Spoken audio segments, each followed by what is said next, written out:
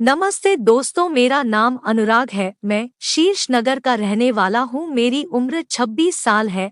आज मैं अपने पड़ोस की आंटी की कहानी बताने जा रहा हूँ। स्टोरी में कोई गलती हो तो माफ कर दीजिएगा। यह बात तब की है जब मेरी उम्र 18 की हुई थी। उस समय मेरे पड़ोस में एक आंटी रहती थी जिसका नाम सुलेखा था। वह अपने पति के साथ रहती थी। उसके पति बिजनेसमैन थे तो बिजनेस के काम से अक्सर बाहर ही रहते थे। ज्यादातर आंटी अकेले ही घर में रहती थी। अब चूंकि सुलेखा आंटी मेरी पड़ोसन थी तो अक्सर उसके घर आना जाना लगा रहता था, जिसके कारण कभी कभी आंटी के संतरे के दर्शन हो जाते। सुलेखा आंटी दिखने में बहुत ही सुंदर थी। गोरा रंग, घुंघराले बाल, हॉट फिगर, उस क्या कयामत थी। एक दिन मैं किसी काम से आंटी के घर गया। घर के अंदर जाते ही मैं आंटी को आवाज लगाया पर कोई जवाब नहीं मिला। मैंने सोचा हो सकता है आंटी सो रही होगी। मैं तुरंत आंटी के कमरे में गया पर सुलेखा आंटी वहां नहीं थी। तभी मुझे बाथरूम से कुछ आवाज आई तो मैंने सोचा शायद आंटी नहा रही होंगी। मैं दबे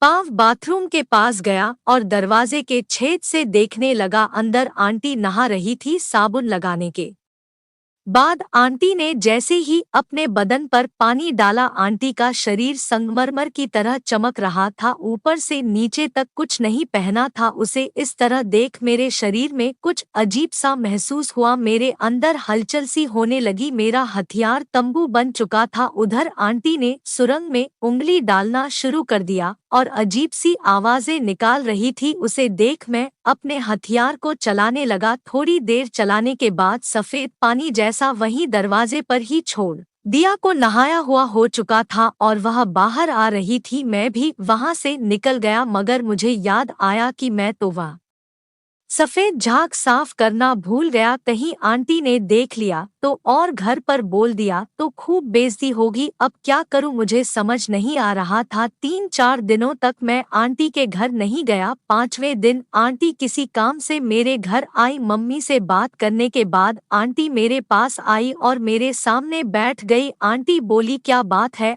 अनुराग, आजकल तो नहीं आते, तबीयत तो ठीक है ना या कुछ और बात है? मैंने कहा नहीं आंटी, ऐसी कोई बात नहीं है, मेरी तबीयत भी ठीक ठाक है। आगे ग्राम आ रही है। बस मैं आजकल पढ़ाई में बिजी रहता हूँ जिसके कारण कहीं जाने का समय नहीं मिल पाता है, बस यही बात है और कुछ नहीं। आंटी बोली, ओ तो यह बात है। मैं भी न कुछ और ही समझ बैठी थी। वैसे एक बात पूछूं? मैंने कहा पूछे आंटी। सुलेखा आंटी बोली, मेरे बाथरूम के दरवाजे पर सफेद वाला दाग तुम्हारा था ना? तुमने किया था ना? नहाते हुए तुम मुझे चुपके से देख रहे थे और अपने हथियार का सारा पानी मेरे दरवाजे पर छोड़कर वहां से निकल गए। तुम ही थे ना? बोलो। मैं थोड़ा डरते हुए बोला, हाँ आंटी मैं ही था। आप नहाते हुए बहुत ही हॉट दिख रही थी। मुझसे रहा नहीं गया और मुझसे ऐसा हो गया। मैंने ऐसा जानबूझकर नहीं किया।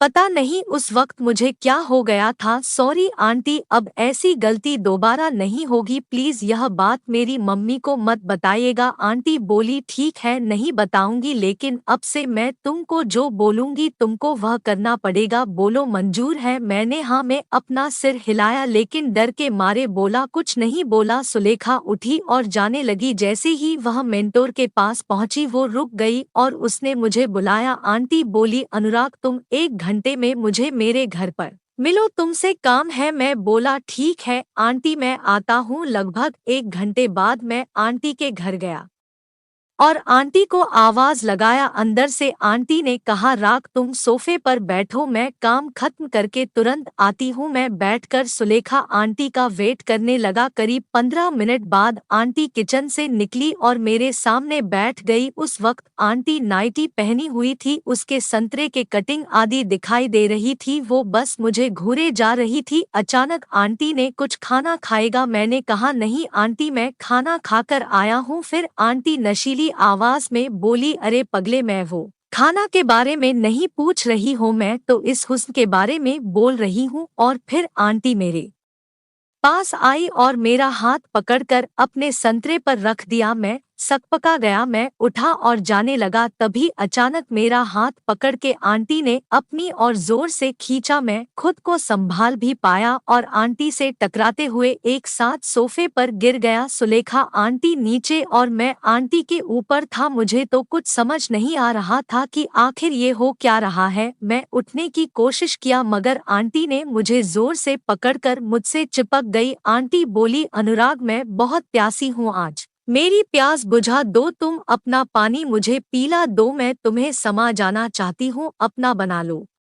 मुझे इतना बोलते ही आंटी मुझ पर टूट पड़ी, पर टूट मुझे जोर जोर से किस करने लगी। न चाहते हुए भी मैं खुद को नहीं रोक सका। आखिर मैं भी जवानी की दहलीज पर कदम रख चुका था। मेरे भी अंदर अब सुनामी आ चुका था। मैं भी अब आंटी का साथ देने लगा। 10 मिनट लगातार एक दूसरे के पंखुड़ी को चूसने के बाद मैंने आंटी के संतरे का रस पीना शुरू कर दिया। अब आंटी हाँ जब से मादक आवाज निकालने लगी, इसमें और भी गर्म हो गया था। मैंने खुद के और आंटी के सारे कपड़े हटा दिए, फिर आंटी को सोफे पर लिटा दिया और सुरंग का रस पीने लगा। अब तो आंटी जैसे पागल सी हो गई थी, उसे खुद का होश न था। वह मेरे बाल को पकड़कर नीचे से खुद को उछाल रही थी। तभी आंटी बोली, अब कितना पढ़ पाएगा मुझे अनुराग, मुझसे नहीं रहा जा रहा है, मुझ पर तरस खाओ मेरे राजा, तुम समाज आओ मुझे में, देर न करो। मैं भी यही चाहता था। मैं आंटी के बीच गया और अपने हथियार को सुरंग पर रखा और जोरदार धक्का मारा। मेरा पूरा हथियार आंटी के सुरंग में समा गया। फिर मैंने आंटी के साथ शुरू कर दिया, आंटी जोर जोर से करो जान और तेजा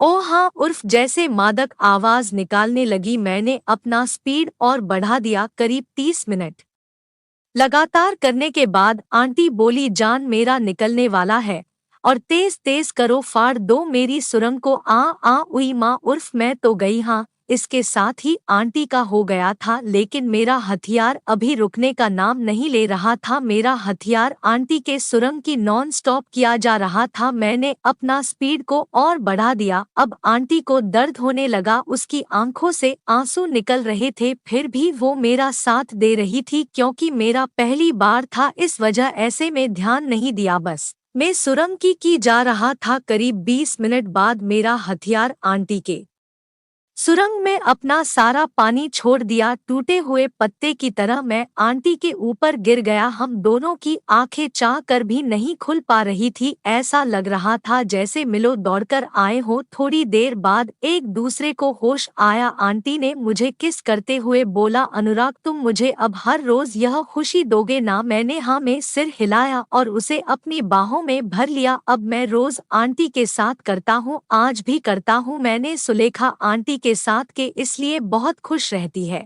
दोस्तों आपको यह कहानी कैसी लगी हमें